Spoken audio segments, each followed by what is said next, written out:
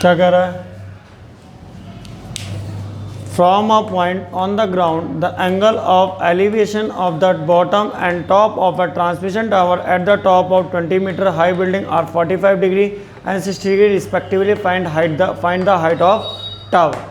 आपको कहा गया है एक 20 मीटर हाई बिल्डिंग है, ये 20 मीटर हाई बिल्डिंग है, इसी के ऊपर एक टावर है, ठीक, दोनों इसी के ऊपर टावर है, एक ये ग्राउंड है, ग्राउंड के पास एक पॉइंट है, इसी पॉइंट से एंगल ऑफ एलिवेशन बन रहा है, ये टावर के टॉप पे बन रहा है 60 डिग्री का और टावर के बॉटम में बन रहा है 45 डिग्री का, ठीक। और आपको उसी कंडीशन को देखते हुए टावर की क्या निकालनी है, हाइट निकालनी है। कैसे निकालोगे, पहले हम बनाएंगे एक बिल्डिंग बनाएंगे, ये ध्यान से देखो, ये बिल्डिंग है और ये क्या है, हमारा ग्राउंड है, ठीक है, हमने बिल्डिंग बना ली है।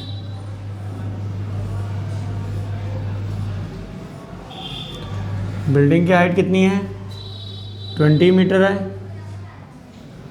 ठीक। अब बिल्डिंग के ऊपर क्या लगा हुआ है, टावर है, ठीक, इसका नाम है टावर, और ये क्या है, बिल्डिंग है, ठीक। इसकी हाइट हमको नहीं मालूम, इसकी हाइट को क्या मान लिया हमने, h मान लिया, ठीक। ग्राउंड के किसी एक पॉइंट है, ग्राउंड पे कोई एक पॉइंट है, देखो ध्यान से, the angle of elevation from a point of the ground, ground का एक पॉइंट ले लिया, the angle of elevation of the bottom and the top of a transmission tower at the 45 degree and 60 degree. ये tower के bottom में पहले 45 आ रहा था, रिस्पेक्टिवली कहता है तो साथ के साथ लेते हैं, पहले 45 डिग्री का बन रहा है, ठीक है, बॉटम पे बन रहा है, तो बॉटम पहले है 45 डिग्री है, फिर क्या है, टॉप है, फिर कितने डिग्री है, 60 डिग्री, इसी पॉइंट से बन रहा है 60 डिग्री। ये कहाँ पर बन रहा है, टॉप पर बन रहा है, ठीक है, एंगल ऑफ एलिवेशन बन रहा है, बना लिया हमने, ठीक। अब इसका नाम दे दो, ए नाम दे दिया, इसका नाम बी दे दिया, इसका नाम सी दे दिया, इसका नाम क्या दे दिया, डी दे दिया, और एंगल यहाँ कितने डिग्री का बनेगा, 90 डिग्री का बनेगा। ध्यान से देखो स्टूडेंट्स, एक तुमको बड़ा वाला ट्रायंगल दिख रहा है जिसमें 60 डिग्री का एंगल बन रहा है, और एक छोटा वाला ट्रायंगल दिख रहा है जिसमें 45 डिग्री का बन रहा है। जितने एंगल बनते हैं उतने ही क्या लेते हैं, ट्रायंगल लेते हैं, उतने ही हम क्या लेते हैं, कंडीशन लेते हैं। पहले हम ट्रायंगल ले लेंगे छोटा वाला, क्योंकि छोटे वाले में एंगल बन रहा है 45 डिग्री का, एक बार बड़ा वाला ले लो, आपकी मर्जी है, आप बड़ा वाला ले लो नहीं तो छोटा वाला ले लो। पहले हम छोटा वाला लेंगे, triangle B C D, in triangle B C D, ध्यान से देखो, ये क्या है, परपेंडिकुलर, ये क्या है, बेस, बेस कितना है, सी डी को मान लो, तुम लोग मान सकते हो x मान लिया, ठीक है, यानी बेस कितना हो गया, 20 हो गया, और ये परपेंडिकुलर 20 हो गया, बेस कितना हो गया हमारा, x हो गया, ठीक। दोनों का रिलेशन कौन बताएगा, tan बताएगा, tan थीटा इक्वल टू क्या होता है, परपेंडिकुलर अपॉन बेस, थीटा कितने डिग्री का है, 45 डिग्री का है, tan 45 डिग्री लिख लिया, ठीक है। परपेंडिकुलर कितनी है, 20 है, परपेंडिकुलर की जगह 20 लिख लिया, बेस कितना है हमारा, x है, इसकी जगह x लिख लिया। tan 45 की वैल्यू क्या होती है, 1 होती है, 20 अपॉन कितना हो गया, x हो गया, इसके नीचे कुछ नहीं है, क्रॉस मल्टीप्लाई करेंगे, x बन जा x, 20 बन जा 20, s की वैल्यू कितनी आ गई, 20 मीटर। फिर मैंने आपको बताया था दूसरा ट्रायंगल लेंगे, in triangle A C D, यहाँ लिखोगे in triangle A C D, ठीक। अब ए सी डी में कितने डिग्री का एंगल बन रहा है, तो यहाँ पर भी क्या है, परपेंडिकुलर, ये क्या है, बेस। परपेंडिकुलर और बेस का रिलेशन कौन बताता है, tan बताता है सर। tan कितने डिग्री का, tan थीटा इक्वल टू क्या हो जाएगा, परपेंडिकुलर अपॉन क्या हो जाएगा, बेस हो जाएगा, ठीक। ध्यान से देखो, थीटा कितने डिग्री का है, यहाँ पर 60 डिग्री का है, तो यहाँ पर लिख लो tan 60 डिग्री, ठीक। परपेंडिकुलर कितना है, पूरे के लिए, परपेंडिकुलर बड़ा वाला ट्रायंगल बन रहा है तो पूरे के लिए आएगा, इतना कितना है, h, इतना कितना है, 20, टोटल कितना हो जाएगा, h प्लस 20, ठीक। परपेंडिकुलर हो गया h प्लस 20, बेस कितना है, बेस तो उतना ही रहेगा x, tan 60 की वैल्यू क्या होती है, √3, h प्लस कितना आ गया, 20 आ गया, और ये आ गया x, ठीक। क्रॉस मल्टीप्लाई करोगे, √3 x हो जाएगा, h प्लस कितना हो जाएगा, 20 हो गया, ठीक। x की वैल्यू कितनी आई स्टूडेंट्स, 20 आई है, √3 s की जगह क्या रख दिया, 20 रख दिया, h प्लस कितना हो गया, 20 हो गया। ये 20√3 आ गया, 20 को इधर भेजोगे -20 हो जाएगा, इक्वल टू क्या हो गया h। दोनों में से 20 कॉमन ले लिया, अंदर क्या बचा √3 - 1 मीटर। ये क्या आ गई, हाइट आ गई। यहाँ लिख सकते हो height of tower. Height of tower कितनी होगी, is 20 under √-3 1 metre. Note down कर लो students. Note question number students 8 देखो। A statue 1.6 meter tall stand on the top of a pedestal. From a point on the ground, the angle of elevation of the top of the statue is 60 degree, and from the same point, the angle of elevation of the top of the pedestal is 45 degree. Find the height of the pedestal. Pedestal क्या होता है, आपने normally देखा होगा, आपने daily life में भी देखा होगा, बड़ी बड़ी जगह जाते होगे, आपने सरदार पटेल की स्टैचू देखी होगी। जितनी भी स्टैचू होती है वो किसी चीज़ के ऊपर रखी जाती है, उसी जिस चीज़ के ऊपर रखी जाती है ना, उसी चीज़ को क्या बोलते हैं, पेडिस्टल बोलते हैं। यहाँ पर भी एक 1.6 मीटर एक स्टैचू है जो कि पेडिस्टल के ऊपर रखी गई है। अब जो जहाँ पर पेडिस्टल है, पेडिस्टल कहाँ पर रखा गया होगा, ग्राउंड पर रखा गया होगा। और ग्राउंड के एक पॉइंट से जो पेडिस्टल के टॉप पर कितने डिग्री का बन रहा है, 45 डिग्री का, और स्टैचू के टॉप पर कितने डिग्री का बन रहा है, 60 डिग्री का। आपको किसकी हाइट निकालनी है, पेडिस्टल की हाइट निकालनी है। कैसे निकालोगे, firstly we have to make a diagram. इस एक्सरसाइज में अगर आपको एक भी क्वेश्चन करना है, firstly you have to make a diagram, after that you can start the question. पहले आपको डायग्राम बनाना पड़ेगा, आपको फिगर बनाना पड़ेगा, तभी आप क्वेश्चन कर सकते हो आसानी से। ध्यान से देखो, एक ये क्या है, पेडिस्टल है, मैंने पेडिस्टल बना दिया। और पेडिस्टल कहाँ रखा हो गया होगा, ग्राउंड पे रखा गया होगा, इसका नाम है पेडिस्टल। पेडिस्टल, ठीक। और पेडिस्टल के ऊपर क्या रखा गया है, एक स्टैचू रखा गया है, इसका नाम है स्टैचू, ठीक है। स्टैचू है, स्टैचू की हाइट कितनी दे रखी है, 1.6 मीटर दे रखी है। यहाँ लिख सकते हो 1.6 मीटर। उसका जस्ट अपोजिट है, उसमें क्या था, बिल्डिंग की हाइट थी, उसकी हाइट टावर की निकालनी थी। यहाँ स्टैचू की हाइट है और इसकी हाइट निकालनी है पेडिस्टल की। आपको देखो, from a point on the ground, ground के अंदर एक पॉइंट ले लो, जैसा कह रहा है लैंग्वेज वैसे ही समझ के लिखना है। The angle of elevation of the top of the statue, statue के कहाँ ले जाना है, उसी पॉइंट से। एंगल ऑफ एलिवेशन मैंने हमेशा बताया कहाँ तक का, नीचे से कहाँ देखा जाता है, ऊपर की ओर, ठीक है। कितने डिग्री का बन रहा है, 60 डिग्री का। यहाँ पर हम लोग बना सकते हैं 60 डिग्री। आगे देखो, फ्रॉम द सेम पॉइंट, उसी पॉइंट से द एंगल ऑफ एलिवेशन क्या बन रहा है, एंगल ऑफ एलिवेशन कहाँ बन रहा है, top of the pedestal. Pedestal का टॉप ये रहा और स्टैचू का टॉप ये रहा। पेडिस्टल का यहाँ से यहाँ तक है, टॉप यहाँ से यहाँ तक का बनेगा। कितने डिग्री का बन रहा है यहाँ पर, 45 डिग्री का, ठीक। आपको किसकी हाइट निकालनी है, पेडिस्टल की हाइट निकालनी है। पेडिस्टल की हाइट को क्या मान सकते हो, h मान सकते हो। इसके बेस को क्या मान सकते हो तुम, x मान सकते हो, ठीक है। अब ध्यान से देखो, इसका नाम a दे दिया, इसका नाम b दे दिया, इस वाले पॉइंट का नाम दे दिया c, इसका नाम ध्यान से देखो d दे दोगे यहाँ पर। यहाँ कितने डिग्री का एंगल बनाएगा ये, 90 डिग्री का, ठीक। ध्यान से देखो, इसमें कितने एंगल हैं, 2 एंगल है सर, एक 45 डिग्री का है और एक 60 डिग्री का है। 45 डिग्री के लिए ट्रायंगल ये वाला आएगा, 60 डिग्री के लिए बड़ा वाला ट्रायंगल आएगा, ठीक। हम पहले कौन सा लगा लें, 45 डिग्री वाला लगा लेते हैं ट्रायंगल। इन ट्रायंगल BCD, ठीक है, इसी का नाम है आंसर नंबर 8। कौन सा ट्रायंगल में देख रहे हैं, इन ट्रायंगल BCD, ठीक। ये क्या है, परपेंडिकुलर है सर, ये क्या है, बेस है। परपेंडिकुलर और बेस का रिलेशन कौन बताता है, tan बताता है। tan थीटा इक्वल टू क्या हो गया, परपेंडिकुलर अपॉन बेस हो गया। परपेंडिकुलर कितना है, h है, बेस कितना है, x है, ठीक। tan कितना हो गया, tan कितने डिग्री का है, 45 डिग्री का है। tan 45 की वैल्यू क्या होती है, 1 होती है, ठीक। h अपॉन क्या आ गया, x आ गया, क्रॉस मल्टीप्लाई करोगे, h इक्वल टू कितना आ गया, x आ गया, ठीक। अब कौन सा ट्रायंगल लोगे, मैंने बोला था जितने आपको एंगल बनेंगे उतने ही क्या लेने पड़ेंगे, ट्रायंगल लेने पड़ेंगे। इन ट्रायंगल ACD, यहाँ लिखोगे इन ट्रायंगल ACD, ठीक। अब यहाँ पर भी क्या है, पूरा यहाँ से यहाँ तक का परपेंडिकुलर है। ये क्या है, बेस। परपेंडिकुलर और बेस का रिलेशन कौन बताता है, 10 ही बताता है सर, मैंने आपको पहले ही बता दिया है इसके बारे में। कितने डिग्री का है बड़े वाले में? 60 डिग्री का है। कभी भी मैंने आपको बताया था कोई चीज़ को जब नीचे की तरफ देखोगे तो कम एंगल बनता है, जब ऊपर ज़्यादा ऊपर देखोगे तो गर्दन ज़्यादा ऊपर उठानी पड़ती है, जिसकी वजह से एंगल भी क्या बनता है? ज़्यादा बनता है। ठीक है, 10 60 परपेंडिकुलर कितना है? परपेंडिकुलर पूरा यहाँ से यहाँ तक की लेंथ आएगी, इतनी कितनी है? 1.6। इतनी कितनी है? h। टोटल कितनी हो जाएगी? 1.6 प्लस कितनी होगी? h होगी, अपॉन बेस कितना है? बेस सर x ही है। ठीक, क्रॉस ये 10 60 की वैल्यू क्या होती है? √3 होती है। 1.6 प्लस कितना आ गया? h आ गया। ठीक, ये क्या आ गया? x का x क्रॉस मल्टीप्लाई करोगे √3 x हो गया, इक्वल टू क्या हो गया? 1.6 प्लस h हो गया। ध्यान से देखो, h और x दोनों बराबर हैं, तो मैं x की जगह क्या लिख सकता हूँ? h लिख सकता हूँ, बिल्कुल लिख सकता हूँ। 1.6 प्लस क्या आ गया? h।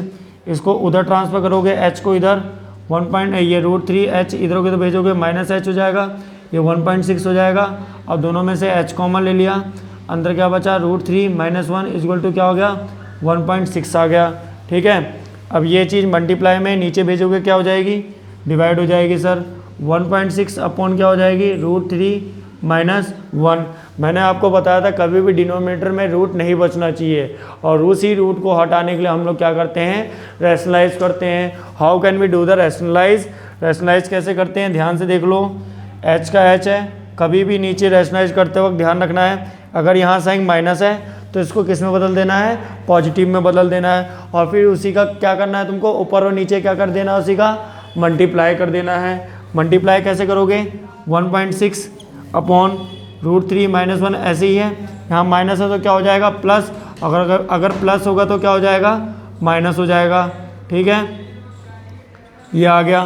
अब 1.6 हो गया, अंदर क्या हो गया? मल्टीप्लाई में √3 + 1, ये a - b है, ये a + b है। a - b a + b क्या होता है? a² - b² होता है। a² कितना हो जाएगा? √3 का स्क्वायर हो जाएगा, b कितना है? -1 का स्क्वायर हो जाएगा। ठीक है, ये 1.6 हो गया, इंटू क्या हो गया? √3 + 1। √3 का स्क्वायर करोगे, जब भी कभी भी रूट वाले नंबर का स्क्वायर करते हैं वही नंबर आता है, क्योंकि रूट से रूट क्या हो जाता है? आपस में कैंसिल हो जाता है, फिर क्या बचता है? हमारा 3 बचता है। और याद रखो, √3 का अगर स्क्वायर भी करोगे तो यही चीज़ आएगी। रूट का मतलब होता है किसी भी नंबर के अगर रूट लगा है तो उसकी पावर है 1/2 है। ठीक है, जैसे यहाँ पर 3 के ऊपर रूट लगा है, इसकी 1/2 लिख लिया और 2 लिख लिया, 2 कैंसिल हो गया तो 3 आ गया खाली। इसी तरह यहाँ पर भी क्या आ जाएगा? 3, और 1 का स्क्वायर करो कितना आएगा? 1 आएगा। ठीक है, ये 1.6 हो गया, इंटू क्या हो गया? ब्रैकेट में √3 + 1, 3 में से 1 गए, कितने बचेंगे? 2, कैंसिल किया, कितना आ गया? 0.8 आ गया। यानी आंसर हमारा कितना आ गया? 0.8 ब्रैकेट √3 + 1, ये क्या आ गया? मीटर आ गया। ये किसकी हाइट आ गई? पेडिस्टल की हाइट आ गई। आप चाहो तो यहाँ लिख सकते हो हाइट ऑफ पेडिस्टल। पेडिस्टल की हाइट कितनी हो गई? Is 0.8 √3 + 1 metre. Answer of this question you can write down the in your notebook. The angle of elevation of the top of a building from the foot of the tower is 30 degree. Tower के foot से building के top पर angle of elevation कितने degree का है? 30 degree का है। And the angle of elevation of the top of the tower from the foot of the building is 60 degree. Building के फुट से और टावर के टॉप तक कितने डिग्री का एंगल ऑफ एलिवेशन है? 60 डिग्री का। और टावर की हाइट कितनी है? 50 मीटर। क्या निकालनी है आपको? बिल्डिंग की हाइट निकालनी है। आप ध्यान से क्वेश्चन को देखोगे और समझोगे। कभी एक कंडीशन हो रही है कि टावर के फुट से बिल्डिंग के टॉप पर बन रहा है एंगल ऑफ एलिवेशन, एक कंडीशन हो रही है कि बिल्डिंग के फुट से टावर के टॉप पर बन रहा है एंगल ऑफ एलिवेशन। यानी हम क्या बात कह सकते हैं कि बिल्डिंग और टावर दोनों एक दूसरे के कहाँ पर हैं? अपोजिट में हैं, अपोजिट पोजीशन पे हैं। ये मैंने एक टावर बना लिया और ये क्या बना लिया? एक बिल्डिंग बना लिया भाई। बिल्डिंग बनाने के बाद दोनों एक दूसरे के कहाँ हैं? अपोजिट हैं। अपोजिट हो चाहे कहीं भी हों, पर एक हमेशा कहाँ लाई करेंगे? ये लोग ग्राउंड पे लाई करेंगे। करेंगे नहीं करेंगे? बिल्कुल करेंगे सर। ठीक है, अब ध्यान से देखो क्या कह रहा है। पहली कंडीशन को दोबारा पढ़ो। The angle of elevation top of a building. Building के टॉप पर कहाँ से? टावर के फुट से। ये टावर है, ये हमारी क्या है, बिल्डिंग है सर, बिल्कुल है, ये बिल्डिंग बना ली हमने, ठीक है। टावर के फुट से बिल्डिंग के टॉप पर कितने डिग्री का एंगल ऑफ एलिवेशन है, 30 डिग्री का है, बना लिया हमने 30 डिग्री का, ठीक। आगे क्या करा condition, top of the tower from the foot of the building, building के फुट से टावर के टॉप तक कितने डिग्री का एंगल ऑफ एलिवेशन है, 60 डिग्री का है, बना लिया हमने 60 डिग्री का। आगे क्या कह रहा है, टावर की हाइट कितनी है, 50 मीटर है, ये टावर की हाइट हो गई, ठीक। ये टावर है हमारा, टावर की हाइट होगी, किसकी हाइट निकालनी है, बिल्डिंग की हाइट निकालनी है। बिल्डिंग की हाइट को क्या मान सकते हो तुम लोग, एच मान सकते हो, ठीक। दोनों यहाँ पर 90 डिग्री का ही एंगल बनाएगी, क्योंकि ग्राउंड और पर वर्टिकल पोल या किसी भी चीज़ के बीच में वर्टिकल ही होता है, जिसकी वजह से एंगल कितने डिग्री का बनता है, 90 डिग्री का बनता है। इसका नाम दे दिया ए, इसका नाम दे दिया बी, इसका नाम दे दिया सी, इसका नाम दे दिया डी, ठीक। ध्यान से देखो क्वेश्चन में एक एंगल ये बन रहा है और एक एंगल ये बन रहा है, यानी जितने एंगल बनते हैं तो कितने केस लेते हैं, उतनी ही कंडीशन लेते हैं। यहाँ पर 2 एंगल बन रहा है तो कितनी कंडीशन लेंगे, ओनली 2 कंडीशन लेंगे। फर्स्ट कंडीशन कौन सा ट्रायंगल लेंगे, कंडीशन 2, तो ट्रायंगल कितने हैं, 2 ट्रायंगल। एक ट्रायंगल कौन सा हो गया, ट्रायंगल ए हो गया, बी हो गया, सी हो गया, ठीक। In triangle A B C के अंदर कितने डिग्री का एंगल आ रहा है, 30 डिग्री का आ रहा है। यहाँ लिखो in triangle A B C, ठीक। ये क्या है, परपेंडिकुलर, ये क्या है, बेस है। परपेंडिकुलर और बेस का रिलेशन कौन बताएगा, 10 बताएगा। सर आप कहोगे हाइपोटेनिस क्यों नहीं निकालते, हमेशा परपेंडिकुलर बेस क्यों निकालते हो, क्योंकि इस ट्रायंगल के लिए भी बेस यही है और इस ट्रायंगल के लिए बेस है। यही कंडीशन होने की वजह से हम लोग हमेशा बेस निकालते हैं। अगर मान लो मैं हाइपोटेनिस निकालूंगा, हाइपोटेनिस इस ट्रायंगल के लिए आ जाएगी, जो कि इस ट्रायंगल के लिए कुछ काम के लिए आएगी नहीं। अब बेस निकालने से जो इस ट्रायंगल में भी आ रही है, इसका रिलेशन पता चल जाएगा, पता चलेगा नहीं चलेगा। यही वजह से हम लोग पहले बेस निकालते हैं, ठीक। पहले कौन सा ट्रायंगल लगा लिया, ए बी सी। 10 कितने डिग्री का बनाएगा, 10 थीटा ही होगा। परपेंडिकुलर अपॉन क्या होता है, 20। थीटा कितने डिग्री का है, 30 डिग्री का है।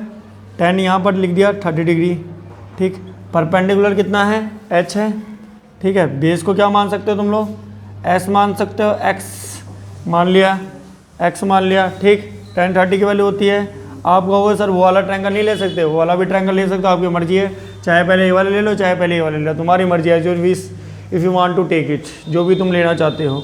10 30 की वैल्यू क्या होती है, 1/√3 एच अपॉन एक्स हो गया, क्रॉस मल्टीप्लाई करेंगे, यहाँ से एक्स बन जा एक्स इक्वल टू क्या आ गया, √3 एच आ गया, ठीक। अब कौन सा ट्रायंगल लेंगे, बड़ा वाला लेंगे, triangle B C D. B C D के अंदर कितने डिग्री का बन रहा है, 60 डिग्री का बन रहा है। In triangle B C D, ठीक। tan थीटा लगाएंगे इधर, tan थीटा क्या होता है, परपेंडिकुलर अपॉन बेस। थीटा कितने डिग्री का है, 60 डिग्री का है। परपेंडिकुलर इस कंडीशन में कितना है, 50 है, यहाँ लिख लिया 50। और बेस कितना है, बेस हमारा x है, इस कंडीशन में भी x है, ठीक। tan 60 की वैल्यू क्या होती है, √3, ये 50 आ गया अपॉन x आ गया, ठीक। अब इसके बाद क्या करोगे तुम, क्रॉस मल्टीप्लाई करोगे, ये क्या आ जाएगा, √3x, 50 बन जा 50। s की वैल्यू कितनी आई थी, √3h आई थी, यहाँ से s की वैल्यू जगह रख दिया √3 और ये आ गया h इक्वल टू क्या आ गया, 50 आ गया, ठीक। √3 का मल्टीप्लाई करोगे कितना आएगा, 3 आएगा, इक्वल टू कितना आएगा, 50।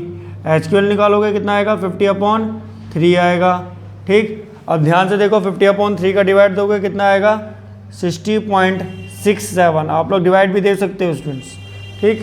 60.66 तक आते जाएगा, बट हम लोग अप्रॉक्स में क्या लिख लेंगे, 60.67। किस में लिखा है मैंने, अप्रॉक्स में लिखा है, ये मैंने आपको बात यहाँ पर लिख दी अप्रॉक्स में, क्योंकि पॉइंट के बाद ज़्यादा से ज़्यादा 2 डिजिट तक लिखो, 3 डिजिट तक लिखो। ये नहीं कि इन्फिनिटी तक जा रहा है तो इन्फिनिटी तक लिख लोगे, जितने तक जा रहा है उतने तक उसकी 2 डिजिट तक लिख लो। ये किसकी हाइट आ गई, एच किसको माना था, बिल्डिंग को, तो यानी हाइट ऑफ बिल्डिंग कितनी आ गई, height of building is 60.67 metre, ठीक। नोट डाउन कर लो स्टूडेंट्स इन योर नोटबुक।